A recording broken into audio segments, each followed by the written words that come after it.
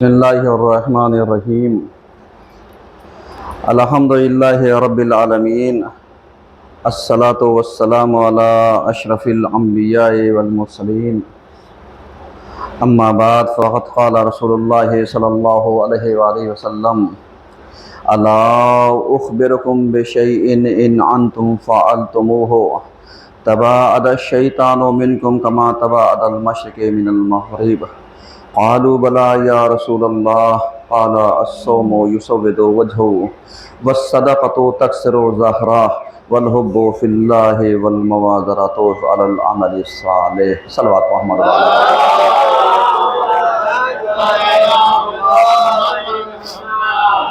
عزیزان گرامی، آج کے پہلے خطبے میں سلسلہ مباحث کو آگے بڑھاتے ہوئے ہماری گفتگو اس عنوان پر جاری ہے: ماہ سازندگی و ماہ بندگی۔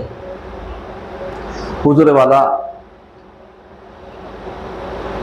اس موضوع پر بہت ساری باتیں، حکایات، تمثیلات اور سیرت معصومین، قرآن کی تفاسیر اور وہ موعظہ اور نصیحتیں جو آج ہمارے سماج کے لیے ضرورت ہیں، اور وہ نصیحتیں کہ جو آج ہمارے یوتھ کو اس کی سب سے زیادہ ضرورت ہے، کیونکہ معصومین کا وہ قول کہ جس میں آپ نے یہی کہا کہ ایک نوجوان کا دل ایک خالی زمین کے مانند ہوتا ہے، اور جو زمین میں بویا جائے گا، جو بیج ڈالا جائے گا، وہی چیز رویدہ ہوگی، وہی چیز ابھر کر کے اگ کر کے سامنے آئے گی۔ نوجوانوں کے پاس آج جو سب سے بڑی مشکل یہی ہے کہ ان کا قلب خالی ہے۔ ان کے قلب میں کیا جانا چاہیے، ان کے قلب تک کیا پہنچنا چاہیے؟ کیونکہ جیسے آپ ایک بچے کی پرورش کا انتظام کرتے ہیں اور ایک بچے کو پروان چڑھاتے ہیں، تو آپ اس چیز کا خیال رکھتے ہیں کہ بچے کو کون سی چیز فائدہ پہنچا سکتی ہے اور کون سی چیز نقصان پہنچاتی ہے۔ آپ پرورش کرنے میں ان دو باتوں کا بہت اچھی طریقے سے دھیان رکھتے ہیں، اور جب ان باتوں کا دھیان رکھتے ہیں تب جا کر کے بچہ پروان چڑھتا ہے، پرورش پاتا ہے، بڑھتا ہے، اس کے اعصاب، اس کی پوست، اس کی ہڈیاں، اس کا گوشت، اس کی جو نشو و نما ہے، تب جا کر کے اس میں تقویت ملتی ہے۔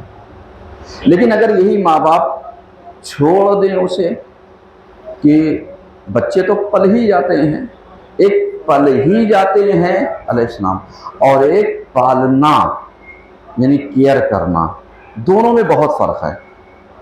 آج ہمارے ساتھ، ہمارے یہاں دین کے ساتھ کچھ ایسا ہی ہے کہ دین سکھاتے نہیں، سیکھ جائیں گے، یعنی دین سکھایا نہیں جا رہا ہے، بلکہ انسان یہ سوچا ہے بس سیکھ جائیں گے، کیونکہ جیسے جیسے بڑا ہوتا جائے گا دین سمجھ جائے گا۔ تو اب آپ بتائیے وہ بچے کہ جن کو ماں باپ نے اللہ بھروسے یہ چھوڑ دیا سوچ کر کے کہ بچے ہیں پل جائیں گے، آپ ایمانداری سے بتائیے جب وہ بڑے ہوتے ہیں تو ان کے بدن میں، ان کے جسم میں، ان کے اعضاء میں، ان کے بدن کی نشو و نما میں، ان کے روحیے میں، ان کی فکروں میں کیا واقعی ساری چیزیں برابر کی پہنچ جاتی ہیں؟ علیہ السلام کہیں نہ کہیں کمزوری پائی جاتی ہے۔ یعنی اگر جس بچے کو ماں کم مالش کرے، جیسے ہی وہ بڑا ہوتا ہے معلوم لیا کیلشیم کی کمی، ہڈیوں میں درد پایا جاتا ہے۔ کہا کیوں؟ کہا اس لیے کہ ماں نے اس کو صحیح طریقے سے ویسے نشو نما نہیں دی، ویسے خیال نہیں کیا، ویسے اس کی بدن کی مالش نہیں کی جیسے کرنی چاہیے تھی۔ تو اب آپ بتائیے، ایک ماں کی ذرا سی ڈھیل پنے سے بچے کے اندر جو خرابی آئی، کیا وہ چیزیں ماں بڑے ہونے کے بعد پورا کرنا چاہے تو کر سکتی ہے؟ نہیں کر سکتی۔ دیکھیے میں مثال دے رہا ہوں تاکہ آپ میری بات کو سمجھیے گا، اور جس چیز کو میں سمجھانا چاہتا ہوں وہ مفہوم آپ تک پہنچے۔ اب یہی ماں اگر بڑے ہو کر کے اپنے بچے کے ساتھ کرنا چاہے گی تو بچے کے اندر جب شعور پیدا ہو جاتا ہے تو آپ جانتے ہیں شرم و حیا غلبہ کر لیتی ہے، پھر اس کے اندر جو ضمیر پایا جائے گا وہ یہ گوارا نہیں کرے گا کہ میری ماں میرے پیر پر مالش کرے، میری ماں میرے بدن پہ مالش کرے۔ کیوں؟ اس لیے جب تک چھوٹے تھے ٹھیک تھا، لیکن جب بڑے ہو گئے ہیں تو کیا اب ہم ان بوڑھے اور ضعیف ماں باپ سے یعنی اس طریقے کی محنت کرائیں گے؟ نہیں۔ لیکن جو ڈھلنگی، جو کمیاں ایک ماں کے توسل سے وجود میں آئی، اس کمیوں کو کون پورا کر پائے گا؟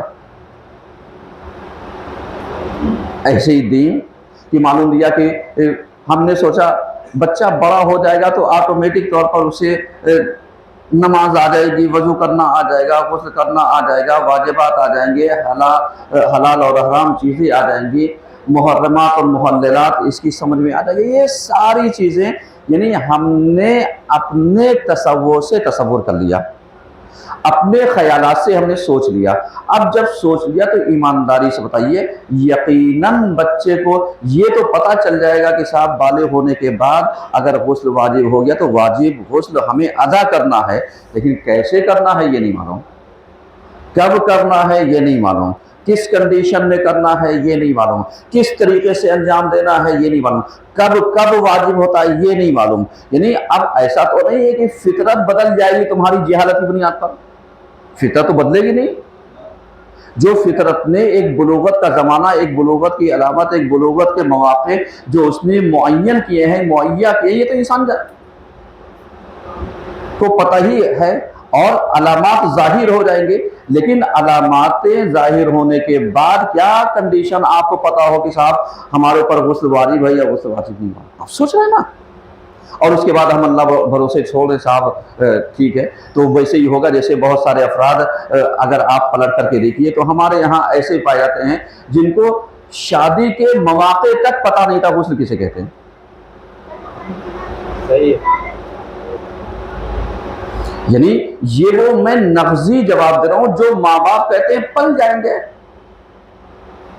بچے کی پرورش کے لیے اہتمام نہیں کرتے، اگر اہتمام کریں تو کیئرفل ہو جائیں گے، اور اگر کیئرلیس ہو گئے پھر بیکار ہے۔ اب جب بیکار ہے تو جیسے بچے کے بدن کی ضروریات کی آپ نے اس کو آگے بڑھانے کے لیے گروتھ میں آپ نے کمی واقع کی، اب جب کمی واقع کی تو اس کی بھرپائی کیسے ہوگی؟ اس کی بھرپائی کیسے ہوگی؟ اسی طریقے سے دین جب ہم نے اللہ بھروسے چھوڑ دیا، ہم نے مکتب نہیں بھیجا، ہم نے مدرسے نہیں بھیجا، ہم نے پڑھنے کے لیے نہیں بھیجا، ہم نے مولوی یا کسی ذمہ دار انسان کا خیال نہیں کیا، لگایا نہیں پڑھنے کے لیے، اور یہ سوچا بڑا ہوگا تو سب سیکھ جائے گا۔ اب ایمانداری سے بتائیے، کیا بچے کے اندر اگر آٹومیٹک صلاحیت پائی جاتی اور وہ دور سے ہی سارے معاملات کو دیکھیے، اکا دکا مورد کی بات نہیں کر رہا ہوں کہ کوئی صاحب کھڑے جائیں کہ اس کے بعد کہیں کہ صاحب میں نے کبھی مدرسے کا منہ نہیں دیکھا اور اب آئیے آپ مجھے الحمدللہ میری غلطی نکالیے، اب جو آپ کہے تو آپ کا خطبہ غلط ہے، سمجھ رہے ہیں؟ تو اکا دکا مورد ہو سکتا ہے کہ وہ جماعت کے ساتھ آتے ہوں اور جماعت کی وجہ سے انہیں نمازیں یاد ہو گئی ہوں کہ بھائی کیسے اٹھنا ہے، کیسے بیٹھنا ہے، کیسے سننا ہے، کیسے وہ کرنا ہے، کہاں جہری ہے، کہاں افراطی ہے، کہاں دھیمے ہے، کہاں آہستہ ہے، کہاں آواز کے ساتھ ہے، یہ سب جماعت کے ساتھ، لیکن آئے تو اب انڈائریکٹ ہی صحیح، لیکن استاد کون ہو گیا تمہارا؟ سکھانے والا امامی جماعت ہی تو ہو گیا۔ تو اب آپ بغیر کسی زحمت کے تو ایسا تو ہے نہیں کہ آپ سیکھ گئے اپنے آپ۔ تو اب یہی پر جو لوگ کہتے ہیں کہ آپ دین اپنے آپ سے سیکھ جائے گا، تو اب آپ اس سے بتائیے کہ جب آپ اس سے الحمد سنیے گا، الحمد اگر یہ غلط پڑے گا ذمہ دار کون؟ انا انزلنا یہ غلط پڑے گا ذمہ دار کون؟ اس کے رکوع اور سجود ناقص رہیں گے ذمہ دار کون؟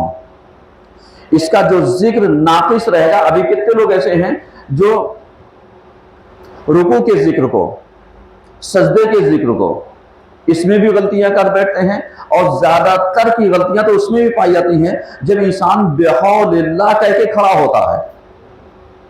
بڑھاپا آ گیا لیکن کنفرمیشن نہیں ہے، یعنی ابھی کسی اسکول یا آپ کیسے پڑھا جاتا ہے تو ابھی زیادہ تر لوگ غلطیاں کرتے ہیں کہ وہ بحول اللہ ہے، کوئی وقوت ہی، کوئی اقوت ہی، کوئی یقوت ہی، کوئی بے قوت ہی، صحیح ہے نا؟ ایسے ہی سب ہوتے ہیں یہ چھوٹی چھوٹی۔ بھائی سر اٹھائیے علی بھائی ذرا، ایک سلوات تو پڑھیے گا۔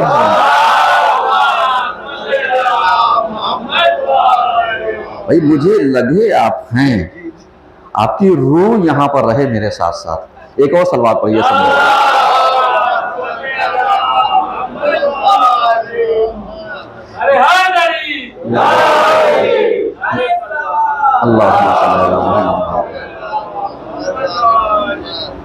یہاں پر ذرا سا غور و فکر کرنے کی ضرورت ہے میرے عزیزوں۔ اب یہ جو ہم کھڑے ہوتے ہیں رکوع یعنی سجدے سے اٹھ کر کے جب قیام کی حالت میں آتے ہیں تو کیا پڑھتے ہیں؟ بحول، دیکھیے چپ ہو گئے آپ، دیکھیے میں دوہرا دیتا ہوں تاکہ اپنی اپنی اصلاح کر لیجئے، وہ جن پہ صحیح ہے وہ ایک احسن کے تو حقدار ہی ہیں۔ جیسے بچوں کو کہا جاتا ہے نا اسٹار ملے گا، تو اسٹار آپ کو مل جائے گا اگر آپ کو یہ صحیح ہے نا۔ تو اب آپ اس چیز کو ذرا سا سمجھیے گا، بحول اللہ وقوتہ اقوم وقعود، وقعود یعنی قاف ساکن ہے، لیکن چونکہ یہ حروف قلقلہ میں سے ہے، حروف قلقلہ کا مطلب یہ ہوتا ہے کہ ساکن ہوتے ہوئے متحرک بنا کر کے پیش کرنا، یعنی اس پر ہم حرکت دے کر کے پڑھیں گے۔ تو اس کا مطلب کیا ہوا؟ بحول اللہ وقوتہ، یعنی میں اٹھتا ہوں اللہ کی قوت کے ذریعے، اللہ کی طاقت کے ذریعے، اور یہ ذرا تھا بحول اللہ وقوتہ اقوم وقعود، یعنی میں اٹھتا بھی ہوں اور میں بیٹھتا بھی ہوں، یعنی یہ چیز۔ اب اقومو یعنی چونکہ میں خود، میں یعنی واحد متکلم کا صیغہ ہے، یعنی اقومو۔ اسی طریقے سے وقعود یعنی واو ملا دیا گیا اس لیے، ورنہ اقعدو صحیح ہے، یہ ہونا چاہیے تھا، لیکن یہاں پر اس طریقے سے یہ ہے۔ تو چونکہ ہم نماز پڑھ رہے ہیں تو ہمیں اپنے اعتبار سے تو یہ چیز ذہن سے نکال دیجیے گا، یقومو، تقومو، وقومو، یہ چیزیں نہیں ہے، صحیح ہے۔ تو یہ جیسے دین اگر اس طریقے سے وہ کیا جائے اور اللہ بھروسے کا چھوڑ دیا تو کیا ہوگا؟ پھر ویسے ہی ہوگا جیسے آگے چل کر کے بچے کے بدن میں کمی واقع ہو گئی، ایسے چل کے نوجوانوں کے ذہنوں میں دین ناقص رہ جائے گا۔ پھر ہر وہ چیز جو ان کی سمجھ میں آئے گا اسی کا نام وہ دین دے دیں گے، اور جو چیز سمجھ میں نہیں آئے گی اس کو دین سے خارج کر دیں گے۔ سمجھ میں آ رہا ہے؟ یعنی اس طریقے کی چیزیں۔ اب آپ ذرا سا اندازہ لگائیے، کبھی کبھی آپ جب بچے کی پرورش کرتے ہیں تو اس میں صرف اس کی خواندگی کا، کھانے پینے کا خیال نہیں کرتے۔ دیکھیے میرا موضوع جو ہے اس کو موضوع ذہن میں رکھیے گا۔ موضوع کیا ہے؟ ماہ سازندگی اور ماہ بندگی، یعنی یہ مہینہ ہمارا آراستہ کرنے کا مہینہ ہے، سجانے کا اپنے آپ کو، اور بندگی کا مہینہ ہے۔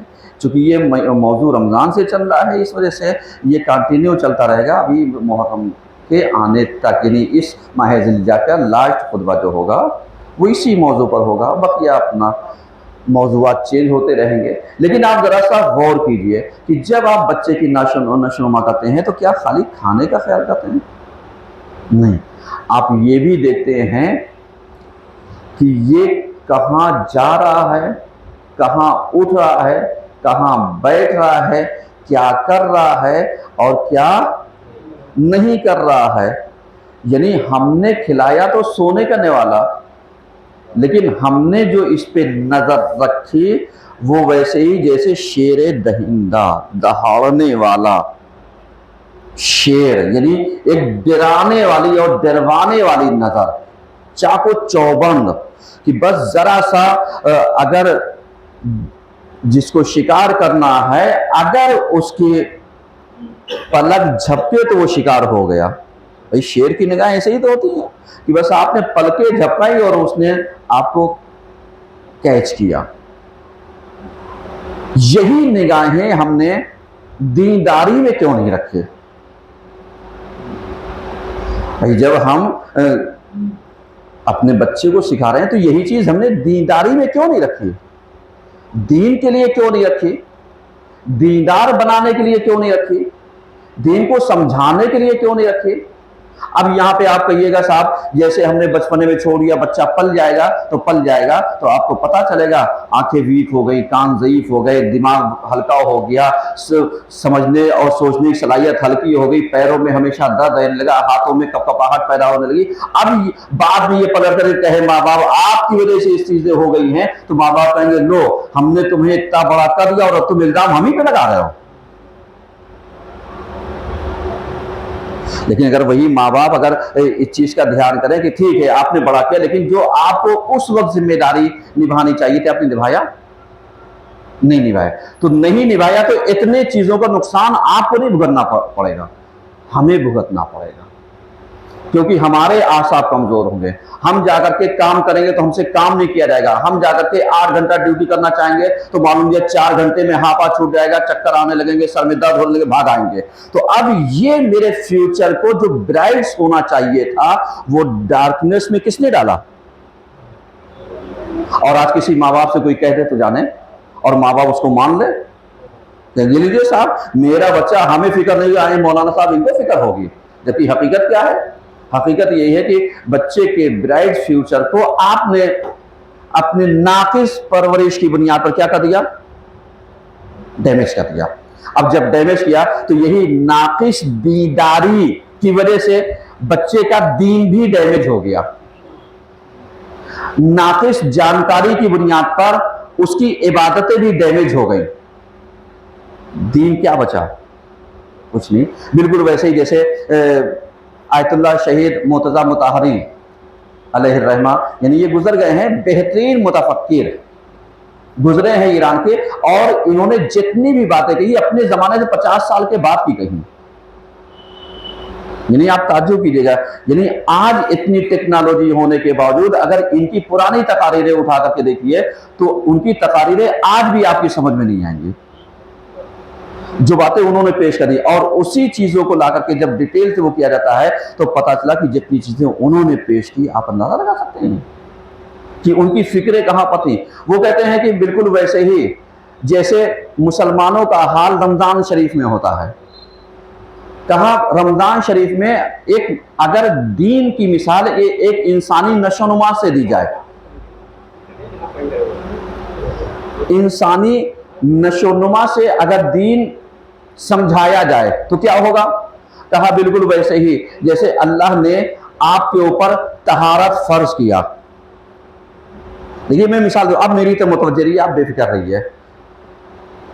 جیسے اللہ نے طہارت فرض کیا، اب چاہے طہارت یہ ظاہری ہو یا باطنی ہو، طہارت ظاہری ہو یا مانوی ہو، صحیح، اب چاہے یہ نجاست ظاہری ہو یا باطنی ہو، یعنی ہمیں دونوں طہارتوں کا، کچھ طہارتیں پانی سے پاک ہو سکتی ہیں اور کچھ چیزیں نیت سے پاک ہوں گی، یعنی آپ نہا لیجئے اور نیت نہ کیجئے، شاور کے پوری ٹنکی آپ خالی کر دیے اور آپ یہ نہ سوچیں صاحب میں غسل جنابت کا مثال لے رہا ہوں، تو کیا آپ کا غسل مان لیا جائے گا؟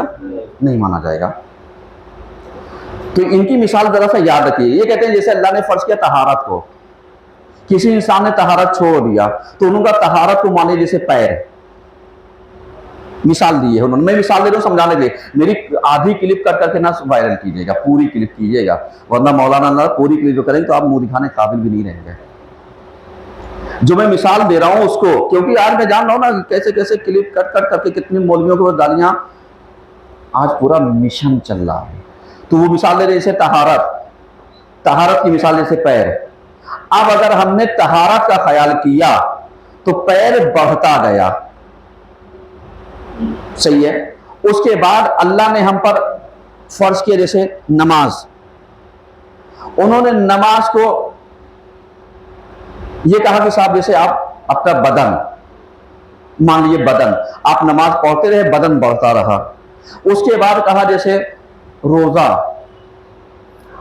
روزے کی مثال جیسے ہاتھ کی دے دی, کہا اگر آپ نے رمضان میں روزے رکھے تو ہاتھ نشو نما پائے گا, اور نہیں رکھے تو اپنی جگہ پر رکھ جائے گا. اس کے بعد کہا جیسے یہ بایاں ہاتھ آپ کے یہ معاملات لین دین حرام حلال, کہا اگر پابندی کرو گے تو یہ بڑھے گا اور نہیں وہ اپنی جگہ پر رہے گا. کہا یہ دماغ تمہاری اطاعت خداوندی, یہ جو سر ہے اس کی مثال اطاعت خداوندی. اب اگر خداوند کی اطاعت لوگے تو یہ بڑھتا رہے گا. اب اس کے بعد وہ کہتے ہیں کہ اب آپ ذرا سا بتائیے کہ اگر کوئی طہارت میں اتنا طاہر ہو گیا کہ شکی ہو گیا, پیر بڑھتا بڑھتا ایک پیر بڑا ہو گیا, دوسرا پیر چھوٹا ہو گیا, صحیح ہے نا. اس کے بعد معلوم دیا نماز. اب نماز کبھی ہم نے پڑھی کبھی نہیں, لیکن طہارت ہم نے خیال رکھا, پیر بڑا ہو گیا, جسم میرا چھوٹا ہو گیا. کہا اس کے بعد ایسے انسان کا معلوم دیا ہاتھ, روزہ ڈنڈی مار کے روزہ رکھا, ایک پہلے رکھ لیا, ایک بیچ میں رکھا, ایک لاسٹ میں رکھ دیا. اب معلوم دیا ہاتھ بھی بنا تو کارٹون والا ہاتھ بن گیا, کہیں سے موٹا ہو گیا, کہیں سے تگڑا ہو گیا, کہیں سے پتلا ہو گیا. سمجھ رہے. اس کے بعد وہ کہتے ہیں صاحب یہ بایاں ہاتھ حلال حرام. اب اس کے بعد ہم نے کہا کون سی ایسی بات ہے حلال حرام کیا ہوتا ہے. اب ہم نے اس کو کیا معلوم ہے, کہیں پہ حرام کھا لیا تو باڈی نکل آئی, کہیں پہ حلال وہ کر لیا تو کلائی پتلی ہو گئی, کہیں پہ ایسے. اب اس کے بعد کہنے لگے سر اطاعت خداوندی, کہا جب میری مرضی ہوگی تو میں وہ کروں گا. اب معلوم ہے کان یہاں سے نکل آیا, وہ وہاں سے نکل آیا, دماغ وہاں سے نکل آیا. اب کہنے لگے بتاؤ یہ آج کے مسلمانوں کے اسلام کا حال ہے. اب سمجھ میں آیا کہ جب ہم اسلام کی کوئی ایک بات پکڑ کر کے اس پر عمل کرتے ہیں تو ہماری تصویر اگر بنا کر کے پیش کر دی جائے تو ایک کارٹون کے علاوہ انسان کی تصویر کیا بنے گی. کہا بس ایسے ہی دشمن نے تمہارے عقائد کو, تمہارے واجبات کو, تمہاری ساری چیزوں کو کسی میں بہت زیادہ سینسیٹیو کر دیا, کسی میں ایک دم کوتاہی کر دی, کسی میں کچھ نہیں دھیان دیا, کسی کو بہت زیادہ تمہیں جذباتی بنا دیا. کہا بس اسلام کو ایسے ہی کارٹون بنا کر کے پیش کر دیا جس میں آج تمہیں ہر چیز کے سمجھنے کی ضرورت ہے کہ ہم واجبات کو ایسے ادا کریں کہ مکمل طریقے سے, نہ یہ کہ اگر اس کو جسمی صورت دی جائے تو وہ کارٹون نظر آئے. سمجھ میں آ رہا ہے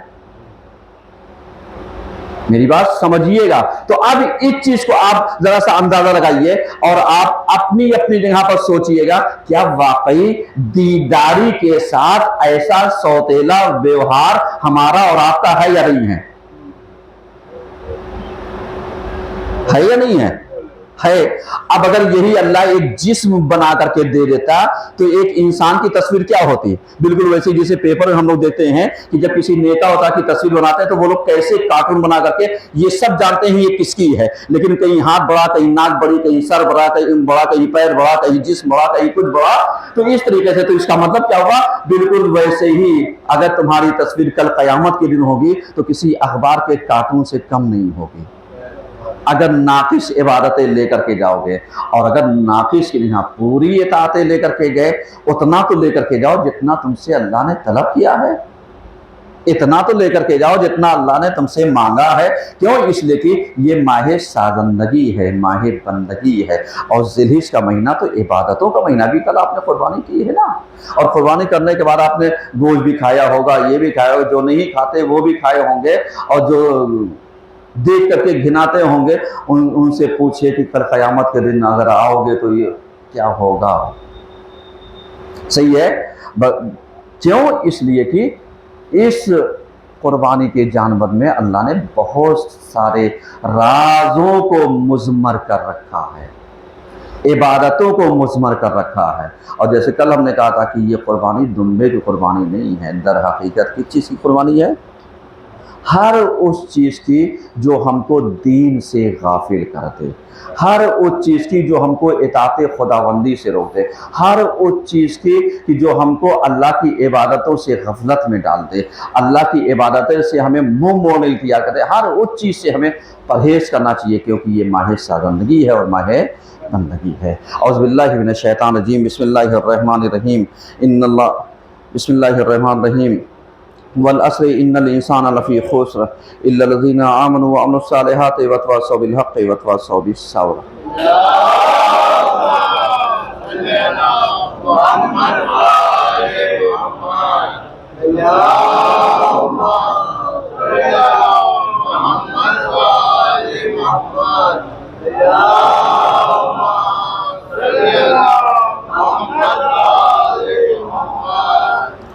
اعوذ باللہ من الشیطان الرجیم، بسم اللہ الرحمن الرحیم، الحمدللہ رب العالمین، الصلاۃ والسلام علی اشرف الانبیاء والمرسلین، اما بعد فقد قال امام حسن عسکری علیہ السلام لیست العبادۃ کثرۃ الصیام والصلاۃ وانما العبادۃ کثرۃ التفکر فی امر اللہ، صلوات محمد وعلیہ۔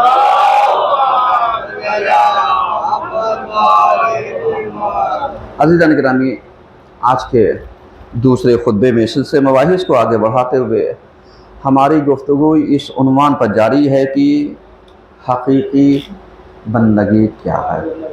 علیہ السلام اس موضوع پر کہ حقیقی بندگی کیا ہے ہم نے بہت ساری باتیں عزیزان آپ کی خدمت میں عرض کی اور بتانے کی کوشش کی کہ ہم اللہ کی بارگاہ میں آئیں تو خلوص کے ساتھ آئیں، خالص بن کر کے آئیں، پیور بن کر کے آئیں، ہمارے اندر بالکل شفافیت ہونی چاہیے۔ جیسے برسات کا زمانہ ہے، جس زمانے میں میں یہاں سفید کالونی میں رہتا تھا تو برسات اپنے شباب پر تھی اور میرا گھر آدھا پانی کے اندر تھا، اور جس کا مذاق بھی پیپر والوں میں خوب اڑایا تھا، یہی کہا تھا کہ امام جمعہ کے گھر میں بھرا پانی، یہ ہیڈنگ تھی۔ مولانا علمدار حسین امام جمعہ جوہی کے گھر میں بھرا پانی، لگتا ہے صرف میرے ہی گھر میں تو بھرا تھا، بقیہ سب کا گھر پاک اور صاف تھا۔ ایک صلوات تو پڑھیے کم سے کم۔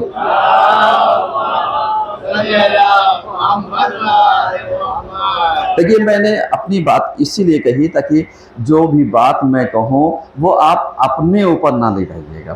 میں نے اس لیے اپنے آپ کو پہلے کہا کہ اس دور سے میں بھی گزرا ہوں، مجھے بھی احساس ہوتا ہے کہ جس وقت یعنی یہ برسات رحمت کے بجائے اگر زحمت ہوتی ہے تو واقعی بہت مشکلات کا سامنا کرنا پڑتا ہے، اور اس چیز کو وہ افراد بخوبی سمجھتے ہوں گے کہ خدا نخواستہ جن کے گھروں میں پانی بھرتا ہوگا یا آج بھی رشتہ ہوگا، ایسا نہیں کہ رشتہ نہیں، رشتہ ہے، آتا ہے، زیادہ تر مکانات میں پانی آتا ہے۔ اب اس چیز کو ذرا سا آپ سمجھیے گا کہ جب آپ کے گھر میں 2 4 افراد 5 افراد ہوتے ہیں تو آپ کی زندگی دوبھر ہو جاتی ہے کہ صاحب پانی سے کیسے بچا جائے۔ اب اگر یہی جمعے کی کنڈیشن میں اگر اللہ کے گھر میں پانی بھرے تو کیا آپ اللہ والے نہیں ہیں؟ کیا آپ کو فکر اللہ کے گھر کی نہیں ہے؟ کیا آپ کے پاس تھوڑا سا خیال اللہ کے گھر کے لیے ستاتا ہے یا نہیں ستاتا ہے؟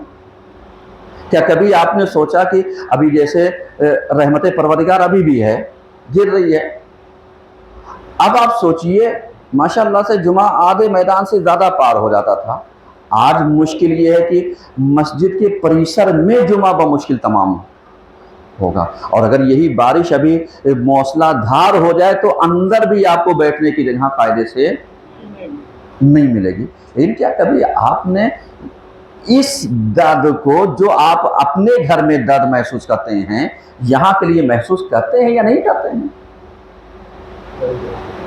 ہمیں تو لگتا ہے بہت سارے افراد بالکل ان کے سروں پر جونگ نہیں رہتی، ایسے لگتا ہے جیسے فرشتگان الہی کو اللہ مامور کرے گا، اے میرے بندے، اے میرے فرشتوں، جاؤ میرا گھر جو ہے سجا نہیں ہے، اس کو سجا دو، کیونکہ وہاں پر وہ جو نمازی، جو حجاج کرام حج کرنے کے لیے جمعے کے دن آئیں گے، اور جن کو میں جمعے کے نماز کے بدلے حج کا ثواب دیتا ہوں، ان کو کوئی زحمت نہیں ہونی چاہیے،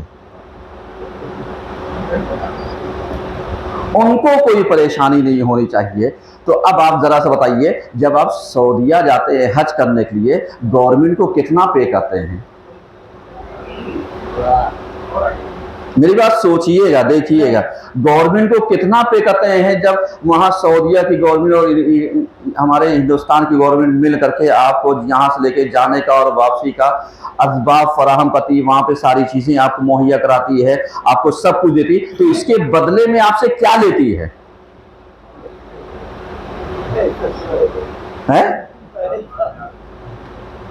اس کے بدلے میں آپ سے وہ قیمت وصول لیتی ہے، اور اگر نہیں دو گے تو لاکھ عبادت ہو، اب تم لاکھ کہو میں تو مومن ہوں، میں متقی ہوں، میں پرہیزگار ہوں، میں یہ ہوں، میں بندہ ہوں، میں اسلام کا ماننے والا ہوں، کیا وہاں اسلامیہ حکومت نہیں ہے؟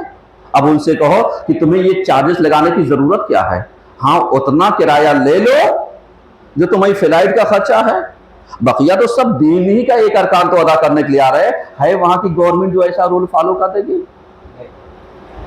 تو پھر ہم آ کر کے مسجدوں میں، امام بارگاہوں میں، دینی معاملوں میں آ کر کے کیوں پنکتے ہیں؟ جب کہہ دیا جاتا ہے صاحب 100 روپے کی رسید کٹا لیجیے گا، صاحب 200 روپے کی رسید دے دیجیے گا، صاحب یہاں آپ اگر مجلس کراتے ہیں تو 500 روپے کی رسید کٹتی ہے، تو میچ بھی فری، چٹائی بھی فری، لائٹ بھی فری، انورٹر بھی فری، ممبر بھی فری، فرش بھی فری، سب کچھ یہاں سے لے کے وہاں تک۔ اب 500 روپے میں آپ پھر وہاں پر غریب، غربا، بیوہ، مسکین سب یاد آ جاتے ہیں، اور جب یہی غریب غربا کو اپنے یہاں پروگرام کرتے دیکھیے تو معلوم یا وہ عالی شان پروگرام ہوگا کہ معلوم یا پھر وہ غریب غریب نہیں رہے گا۔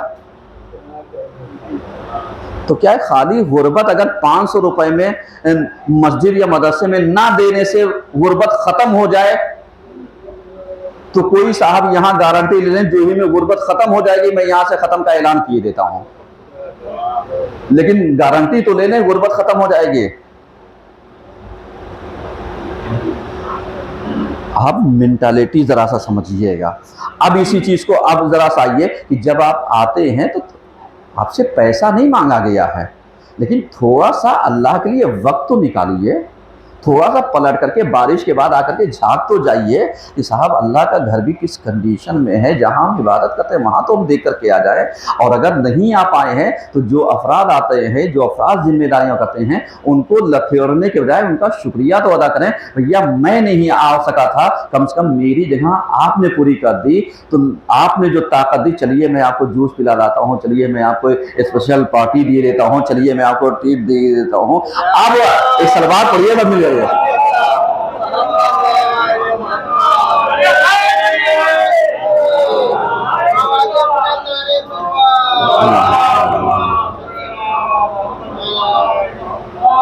آپ غور کر رہے ہیں؟ دیکھیے پارٹی مجھ سے مانگی جانے لگی ہے، چلیے جتنے بھی لوگ ہیں مجھ سے پارٹی لے لیجیے گا، آپ چھوڑ دیے ان لوگوں کو، سمجھ رہے ہیں؟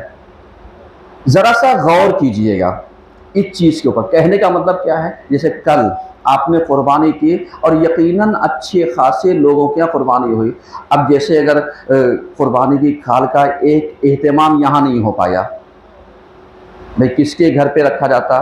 جن کے یہاں رکھا جاتا تھا انہوں نے منع کر دیا کہ صاحب ہماری یہ مجبوری، تو اب کوئی ایسی جگہ تو تھی نہیں جہاں پر لے کر کے رکھا جاتا، اور اس کی جگہ پر یہ بات کہی گئی تھی کہ صاحب جب ہم 10,000 15,000 12,000 20-25,000 کا 8-10,000 کا بکرا لا سکتے ہیں تو 200-400-500 روپے مدرسے کو بھی ہم دے سکتے ہیں، لیکن کمال یہ ہے کہ ہم نے 10 روپے کی کھال تو وہاں پہنچا دی دوسری جگہ پر، اور پلس رسید بھی پہنچا دی، رسید بھی کٹوا دی۔ کاش یہی رسید جیسے وہاں پر بھی دیا تھا ایسے ہی اپنے مدرسے کو بھی کٹوا لیتے، اس لیے جب نماز ہم یہاں پڑھے رسید کہیں اور کٹوائیں تو کتنا اچھا لگے گا۔ آپ کو صلوات تو پڑھیے کم سے کم۔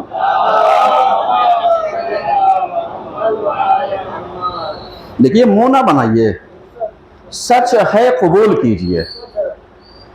کیونکہ جب ہم دوسروں کو دے سکتے ہیں تو بدرجے اولا اپنے مدرسے کو بہتر دینا چاہیے اور دینا چاہیے، کیونکہ مدرسہ آپ کو دیتا ہی ہے، آپ سے لیتا نہیں ہے، اور آپ جو دیتے ہیں وہ اپنے سر کا بوجھ دیتے ہیں۔ جو دینی پیسہ ہوتا ہے زیادہ تر اس کی ادائیگی آپ کرتے ہیں، اور جو اپنا پیسہ دے وہ تو ایسے ہی ہے جیسے نور علی نور۔ تو اس طریقے کی چیزیں پائی جاتی ہیں۔ اب ذرا سا آپ انداز لگائیے حقیقی بندگی کیا ہے۔ اتنی باتیں میں نے مقدمتاً عرض کی۔ قربانی کرنے کے بعد اگر آپ کو غصہ نہ آیا ہو، آپ نے کسی کو جھڑکا نہ ہو، آپ نے کسی کے یہاں گوشت پہنچانے میں احسان نہ جتایا ہو، آپ نے کسی رشتہ دار کے یہاں ملنے میں اس کے اوپر صلہ رحمی کا بوجھ نہ لادا ہو، اس کے برخلاف آپ جب گئے ہوں تو چہرے پر مسکان لے کر کے، جیسے بہت سارے افراد کیا کرتے ہیں، اتنے چالاک ہیں کہ اگر وہ گوشت لے کر کے گئے ہیں تو ساتھ میں بچے کو بھی لے کر کے گئے ہیں کہ جتنے کا گوشت دیں گے اتنی عیدی دو۔ سلوات تو پڑھو یہ کم سے کم۔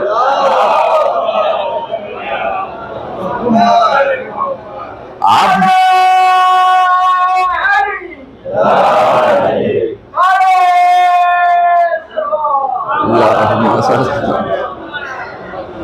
آپ مینٹالٹی کا اندازہ نہیں لگا سکتے کہ صاحب اگر ہم اپنے رشتہ دار کے یہاں گئے ہیں لے کر کے تو معلوم جا گوشت کتنا لے کے جائیں گے، پاؤ بھرا رہا ہے کلو، اس سے زیادہ تو نہیں کہ بتا وہ ایک ٹائم پکا کھا لے، بس یہ ہوتا ہے۔ اس کے بعد اپنے بچے کے ساتھ لے کر کے جائیں گے کہ اب وہ بیچارہ شرما حضور گوشت لے کر کے آئے تو اب کچھ نہ کچھ تو بچے کو دینا پڑے گا، تو آپ اپنا بیلنس تو برابر کر لیا نا۔ سمجھ میں آ رہا ہے؟ یعنی حقیقی بندگی کو آپ ذرا سا سمجھیے گا۔ یعنی اگر ہم اس غرض سے لے کر کے گئے کہ جتنا دیا اتنا وصول لیں، نیت چینج ہو گئی۔ اگر ہم اس غرض سے نہیں گئے بلکہ لے کر کے گئے چلو میں بھی ملاقات کر لوں گا، میرا بیٹا ملاقات کر لے گا اپنی پھوپھی سے، اپنی خالہ سے، اپنے ماموں چچا سے، آخر دوسرے رشتوں سے مل لے گا، صلہ رحمی ہو جائے گی، اور اس کے بعد آپ بھی جائیے تو وہاں جو بچے ہوں ان کو بھی، جو آپ سے چھوٹے، کوئی ضروری نہیں کہ جب بچہ چھوٹا ہی ہو تو عیدی دیں گے، نہیں، جو آپ سے چھوٹا ہو اس کو عیدی دے کر کے آئیے، کیونکہ اگر اس نے آپ کے بچے کو دیا ہے تو اس کا جواب دے کر کے آئیے۔ کیوں؟ تاکہ یہ رہے کہ ہو سکتا ہے اس نے کسی وجہ سے شرما حضوری میں دیا، نہ گوشت پہنچاتے نہ وہ دیتا، تو اس کو اتنا لوٹا کر کے آئیے تاکہ پتہ چلے کہ آپ کتنی محبت کرتے ہیں۔ چونکہ بچوں کو لگاؤ اس سے نہیں ہوتا کہ آپ گوشت لے کر کے آئے ہیں، ان کو لگاؤ یہ ہوتا ہے کہ ہمارے چچا آئے تھے، ہمارے خالو آئے تھے، ہماری پھوپھی آئی تھی، ہماری خالہ آئی تھی، یہ لوگ آئے تھے اور آنے کے بعد انہوں نے یعنی ہمیں عیدی دی، تو بچوں کو عیدی یاد رہتی ہے، ایسے ہی آپ کو بھی اللہ کی اطاعت یاد ہونی چاہیے کہ اگر ہم نے اس کام کو انجام دیا تو ہم کریں گے۔ اور اس کے بعد ماشاءاللہ سے یعنی یہ جو ہفتہ چل رہا ہے عید قربان سے عید غدیر، عید غدیر سے عید مباہلہ، 3 عیدیں ہیں۔ ایک عید ہم نے گزار دی، کیسے گزاری یہ تو آپ بہتر جانتے ہیں، کل کیسے گزاری۔ کسی نے گھر میں پھڈا کیا ہوگا، صاحب ابھی تک کچھ ملا نہیں مجھے، اور پلٹوار کیا ہوگا کہ ابھی آپ نے قربانی نہیں کرائی۔ بھئی یہی تو ہوا ہوگا، نہ گوشت لائے نہ گوشت بنایا، جو کرو گے وہی تو پاؤ گے۔ تو اس طریقے کی چیزیں، کل قربانی کا دن تو ہم نے عید کا دن گزار دیا، لیکن جو عید غدیر آ رہی ہے کچھ کیجئے گا نا۔ ہاں عید غدیر سب کے لیے، آپ تنہا مت سوچیے میں آپ کو ٹارگٹ کر رہا ہوں، سب کے لیے ہے، کیونکہ مولا خالی علی والا نہیں ہے۔ جس کا نام علی ہوگا وہ یہ نہ سوچے گا میں ہی تو مولا ہوں، اس کا بھی مولا علی ہے۔ صلوات تو پڑھیے کم سے کم۔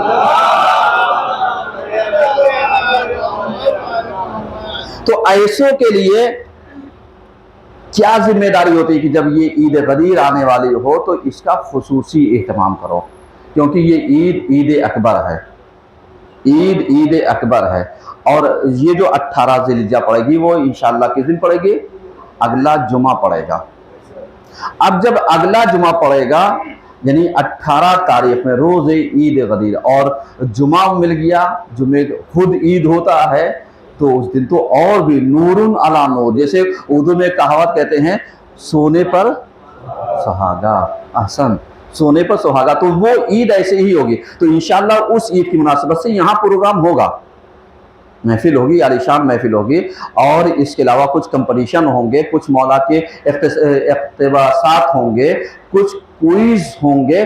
जो भी शिरकत करना चाहेगा यानी उमूमियत, वो वॉइस ऐप पर इंशाल्लाह, यानी पहले हम किताब देंगे और किताब के लिए यानी उसका रजिस्ट्रेशन, ताकि हम आपको इनाम भी तो दे सकें, वरना आप कहिए साहब इनाम देने के बाद हमें मिला क्या, क्योंकि शायर को तो उजरत मिल गई और सुनने वाले को तबरुक मिल गया, और जिसने कंपटीशन दिया था उसे क्या मिलेगा,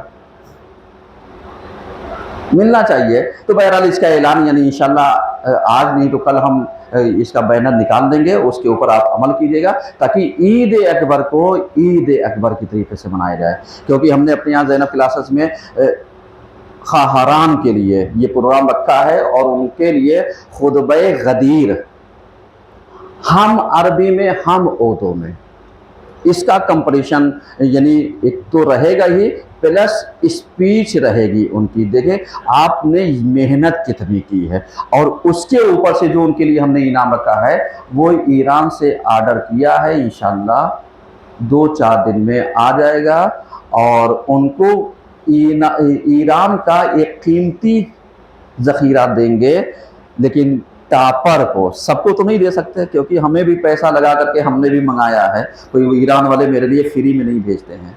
समझ रहे हैं, जैसे सब सोचते हैं साहब अगर आप कोई प्रोग्राम कर लिए तो ईरान वालों के पास बाहर चला जा रहा है, फ्री में आ रहा है, तो फ्री उरी में कोई नहीं आता। अगर फ्री में आता होता तो जब आप ज़ायर बन करके जाते हैं तो दुकान वालों को आपको फ्री में देना चाहिए, होटल वालों को आपके लिए फ्री का देना चाहिए, समझ आ रहा है। तो ऐसा वैसा होता नहीं है। हाँ मजलिस हो गई, प्रोग्राम होगा, दीनी मसले हो गए, तो इत्तेफाक कभी किसी वक्त खाना हो गया तो वो बात अलग है, लेकिन ये चीज़ है कि साहब वो पूरा कर देंगे, ये कोई नहीं करता। एक सलवात पढ़िए, सब मिल करता है। तो इंशाल्लाह इस तरीके से आप तैयार रहिए। देखिए बातें मैंने बहुत सारी की हैं और करना चाह रहे हैं, और ये कहूँगा कि उस दिन के लिए अपने घरों में अपने बच्चों के लिए एक स्पेशल इंतज़ाम कीजिएगा। हम ईदी दीजिए, अगर आपके तवान में है तो बच्चों का कपड़ा नया बनवाइए, हम तवान में हो तो बच्चों की खानगी, बच्चों के लिए बेहतरीन दस्तरखान, ताकि बताओ कि आज कौन सा दिन है, इन्हें बताने की ज़रूरत है। और बेटा इस दिन के उसमें आज ये बना है, बताओ तुम्हारी पसंदीदा डिश कौन सी है। आपके तमाम में हो तो यकीनन बनाइए, क्यों, ताकि इसी के ज़रिए गदीर को हम जिंदा रखें, इसके ज़रिए गदीर को हम जिंदा रखें, क्योंकि लोगों ने गदीर को ही मिटाना चाहा है। जैसे बहुत सारे लोग क्या करते हैं, ये आने से पहले बकरीद के पीछे बकरा ऐसा, बकरा वैसा, बकरा वैसा, और इसी में गदीर को भुला देते हैं। और बहुत सारे लोगों ने गदीर को भुला दिया, लेकिन कुदरत का इंतज़ाम भी अलग ही है कि ईद कुर्बान से शुरू किया, गदीर में मौला अता किया, और उसके बाद मुबाइला में झूठों पे लानत कर दी।